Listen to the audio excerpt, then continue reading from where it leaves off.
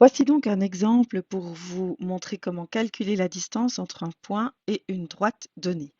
Comme vous pouvez le remarquer, ici, la droite a été donnée à l'aide de son équation canonique. D'accord? Alors, si vous vous rappelez, l'équation canonique, elle permet de trouver directement le vecteur directeur de votre droite. Donc, si vous avez une équation canonique, il faut que vous ayez x plus ou moins une valeur chiffrée sur un réel. Même chose avec le y. Ah,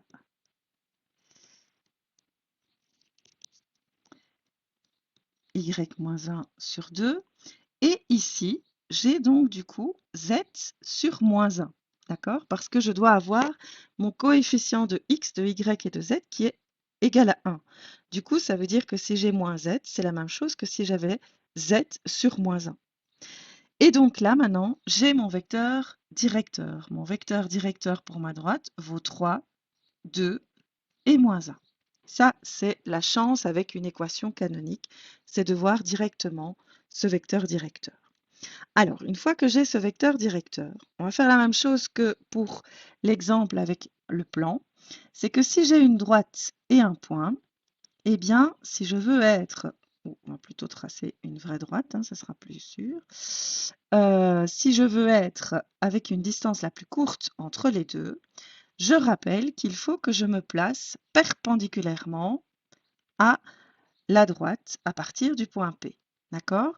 Donc, ça veut dire que ce que je cherche, c'est les coordonnées de mon point Q ici, qui est donc perpendiculaire à votre droite D. Pour ça, je vais réaliser l'équation du plan qui comprend le point P et qui est perpendiculaire à ma droite D. De nouveau, si un plan est perpendiculaire à une droite D, ça veut dire que son vecteur normal est parallèle au vecteur directeur de la droite. C'est la même chose que pour l'autre exemple. Ce qui veut dire que mon V peut devenir mon vecteur directeur pour le plan π. Donc je vais prendre le plan π qui a pour vecteur directeur 3, 2, moins 1 qui correspond au A, au B et au C d'une équation cartésienne de plan, d'accord, comme ceci. Et évidemment, ce plan, il comprend le point P. Donc, le point P, c'est le X, le Y et le Z. Ce qui veut dire que mon plan π va devenir 3 fois le point P à un X de 0, plus 2 fois 2, plus C qui vaut moins 1, fois Z qui vaut moins 1 pour le point P, plus D. Et c'est égal à 0. Ce qui me donne 3 fois 0, 0, 2 fois 2, 4, moins 1 fois moins 1, 1, plus D, qui est égal à 0, ce qui me donne évidemment la valeur de D, qui est donc égale à moins 5. Ça va? Ça veut dire que mon plan π devient 3x plus 2y moins z moins 5 est égal à 0. Ça, c'est l'équation de mon plan. Et j'ai l'équation de ma droite. Je rappelle que pour faire l'intersection entre les deux, le plus simple, c'est de réécrire les équations de ma droite à l'aide de ces équations paramétriques en isolant x, y et z. Et donc pour ça, lorsqu'on a une équation canonique, eh bien, ça veut dire que chacune de ces proportions, puisque ce sont des fractions, est égale à un paramètre k, r, s, de nouveau, on prend n'importe quelle lettre. Ce qui veut dire que mes équations pour ma droite peuvent devenir x plus 1 qui est égal à 3k, y moins 1 qui est égal à 2k, et z qui est égal à moins k. Je fais tout simplement la première égalité, donc ici, x plus 1 sur 3, qui est égal à k. Et j'ai obtenu x plus 1 égale 3k. Puis après, je fais la même chose avec le y moins 1 sur 2 qui est égal à k, donc y moins 1 qui vaut 2k. Et pour terminer, je prends celle-ci qui va me donner donc z égale moins k. Ensuite, j'isole x et y et z. Les z, c'est déjà fait. Du coup, j'ai x qui vaut 3k moins 1, y qui vaut 2k plus 1 et z qui vaut toujours moins k. Et qu'est-ce que je vais faire maintenant? Je vais aller remplacer x, y et z dans mon équation de plan. Donc, ceci va venir à la place du x, ceci va venir à la place du y et ceci viendra à la place de mon z. D'accord? Ce qui fait que ça va me donner, donc ça c'est pour trouver les coordonnées du point Q, qui est l'intersection entre la droite D et le plan pi.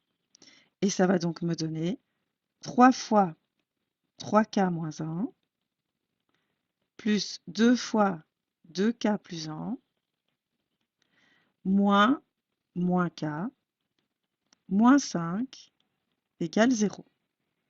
Maintenant, je vais distribuer, additionner, soustraire pour pouvoir trouver la valeur de k.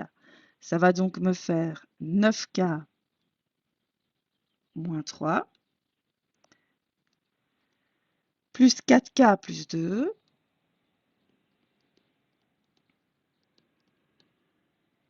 moins k, donc plus k, moins 5 égale à 0. Ce qui va me donner 14k moins 6 égale à 0. Ce qui fait que k est égal à 6 quatorzièmes, c'est-à-dire 3 septièmes. Donc maintenant que j'ai trouvé la valeur de k, je vais aller la remettre ici dans mes x, y, z pour trouver les valeurs des coordonnées du point Q. Donc Q, il aura 3k moins 1, donc 3 fois 3 septièmes moins 1. Puis y, lui, c'est 2k plus 1, donc 2 fois 3 septièmes plus 1.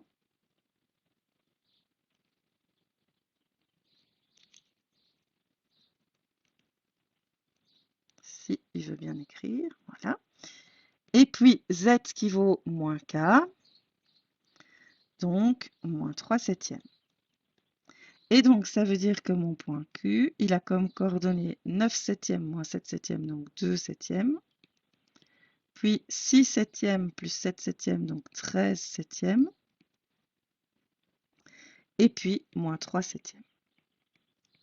Et maintenant, je fais la distance entre mon point P et le point Q en faisant la racine carrée du x de Q moins le x de P, qui valait 0,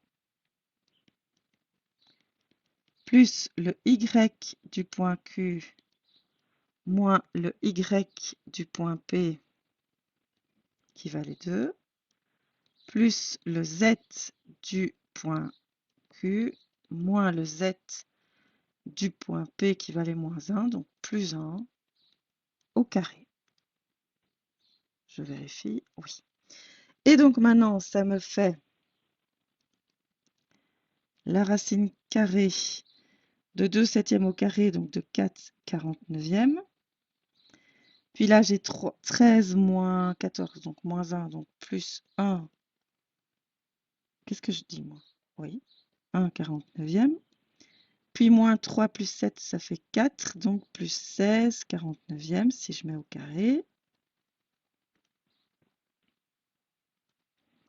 Et donc, j'obtiens 21 49e, donc la racine de 21 sur 7.